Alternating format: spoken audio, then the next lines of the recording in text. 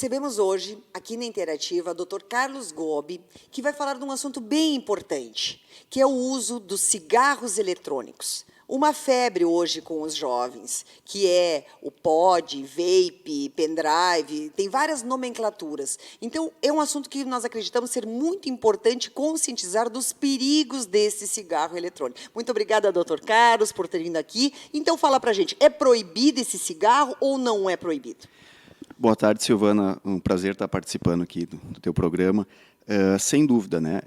O cigarro eletrônico ele não é liberado no Brasil. Tá? A Anvisa, desde 2009, tem uma portaria que restringe, né, o uso desse tipo de dispositivo. Ao contrário dos Estados Unidos, onde o FDA, após muita discussão e ainda não está totalmente esclarecido, liberou somente um fabricante, né? Um dispositivo que já foi liberado, mas aqui no Brasil nós não temos essa autorização ainda para a venda desse tipo de dispositivo. Mas ele não é fiscalizado, né? Porque a gente tem visto na praia, a gente tem visto na rua, nós temos visto, inclusive, um consumo exagerado. Nós temos dados estatísticos que mais de 70% dos consumidores são adolescentes, inclusive. Então, a gente não tem observado uma fiscalização em torno desse tipo de dispositivo, até porque, né, é uma fiscalização difícil de ser feita, né? É um produto que tem se difundido, as pessoas têm acesso e pode ser utilizado em qualquer lugar. Tá? Então, ainda por ser uma novidade aqui no Brasil, não houve um controle tão rigoroso, não está havendo um controle rigoroso desse tipo de aparelho. Né? Interativa 21 anos, para os leitores mais exigentes. E a questão dos perigos, né? Fala então para a gente, quais são os perigos? Ele tem nicotina? Ele traz os malefícios como um cigarro comum? Sim, Silvana, ele sem dúvida, tá? Ele possui a nicotina. A nicotina é uma das substâncias que está presente no cigarro eletrônico, além de outras várias, né? Que inclusive são substâncias similares a que existem no cigarro convencional. Tá? Isso não pode ser negligenciado, as pessoas têm que ter esse conhecimento, né, que o cigarro eletrônico, sim, ele faz mal, ele pode trazer efeitos adversos, ele pode fazer mal à saúde, assim como o cigarro convencional. Tá? Ele é um dispositivo novo, diferente, tá?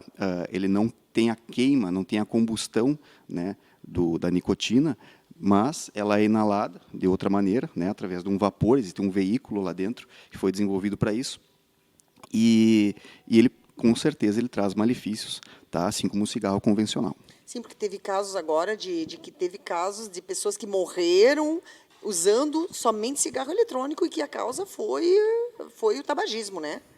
Essa outra questão importante, Silvana, é a questão da segurança do cigarro eletrônico. Tá? Como ele é um dispositivo que ainda não está regulamentado no nosso país, não existe fiscalização, controle da quantidade do material, da substância que está ali dentro, tá? E dessa forma, o usuário ele não sabe exatamente a proporção. Existem quantidades de cigarros eletrônicos das mais diversas formas, e valores, e o que diferencia, na verdade, é a quantidade de nicotina que está disponível ali dentro. Foram vistos desde 15, 24 até 100 miligramas de nicotina, tá? Que podem ser doses tóxicas, dependendo da utilização, de como é utilizado. Tá? Então, a preocupação atual é a segurança do cigarro eletrônico, visto que não existe uma regulamentação, né, comparada a outros produtos que a gente consome. Então, o nosso apelo e a nossa preocupação é que realmente as pessoas fiquem atentas, que não podemos glamorizar o cigarro eletrônico. A juventude, os adolescentes estão achando isso bonito, glamorizado, mas que é perigoso, tem nicotina, tem as mesmas propriedades, da mesma forma que o narguilé, da mesma forma que esses outros, né, produtos que são utilizados em bares como uma forma, né, um happy hour despojado, né? Sem dúvida, Silvana, você tocou num ponto importante, né? Nessa questão do algo despojado. O cigarro eletrônico ele tem esse apelo voltado para o público jovem, né? Sem dúvida, o mercado consumidor, o público que mais consome esse tipo de produto. E os pais devem estar atentos ao consumo, à exposição dos filhos, dos adolescentes, tá? Ter esse cuidado. As pessoas consideram, existe um senso comum, né, a informação de que é algo que não faz mal e que possa ser consumido de maneira recreativa, e, na verdade, não é bem assim. Tá? Nós temos que ter bastante cuidado com esse tipo de produto. Então, fala para a gente, por que criaram este cigarro eletrônico se ele tem nicotina também? Silvana, o cigarro eletrônico ele surgiu em 2003. Né? O cigarro eletrônico, como ele é vendido atualmente, foi desenvolvido no início dos anos 2000, então, na China, tá? Por um farmacêutico, com a proposta de reduzir, né, a dependência da nicotina, para ele ser um coadjuvante na cessação do tabagismo. Né? Hoje o tabagismo é um problema de saúde pública. No Brasil, nós temos em torno de 30 milhões de fumantes. Tá? É um número bem expressivo e que não tem diminuído nos últimos anos, apesar de toda a campanha, né, midiática que tem se utilizado, a informação disponível, né, o número de tabagistas continua estável. Tá? Então, o cigarro eletrônico ele veio com essa proposta de auxiliar na cessação do tabagismo. O que nós temos até hoje conhecido, que de maneira eficaz, que é a goma, né, de nicotina, o adesivo, né, a bupropiona, a terapia comportamental, que são mecanismos clássicos, né, de tratamento para aquele paciente, para aquela pessoa que deseja parar de fumar. Tá? Isso já tem mostrado resultados, embora ainda inferiores do que a gente gostaria, tá? Mas é o que se tem disponível. O cigarro eletrônico ele veio como uma novidade para ser uma nova terapia de cessação do tabagismo. Essa foi a proposta inicial do cigarro eletrônico. Tá? Foi através disso que ele surgiu. Mas que não pode virar uma moda e que daqui a pouco se substitui e continua usando os mesmos índices de nicotina, e daqui a pouco esses índices de nicotina vão se tornar também tão prejudiciais quanto o uso do cigarro convencional, né? Perfeito. O que se viu até agora, os estudos realizados, a gente tem estudos americanos, né, onde já se consome bastante o cigarro eletrônico, e que não houve uma redução da dependência do cigarro utilizando o cigarro eletrônico. Né? As pessoas que tentaram parar de fumar utilizando o cigarro eletrônico, não houve diferença alguma, né, comparada aos outros métodos tradicionais, né, ou o placebo, né, como se chama. Então, bem questionável do ponto de vista da cessação do tabagismo. Não tem nenhum dado científico que aponta para esse lado. Tá? Então, vamos decretar aqui fim ao uso do cigarro eletrônico, porque não é bonito, essa moda não pode pegar. E vamos aproveitar esse momento, porque a gente tem visto, né, doutor, muitas pessoas com ansiedade, muitas pessoas tentando utilizar o cigarro como uma forma de compensação dessa ansiedade, né? E fala, então, dos elementos prejudiciais. A gente sabe dos principais problemas do uso contínuo do cigarro, mas fala um pouco para a gente, então, quais são os principais problemas enfrentados para o fumante contínuo?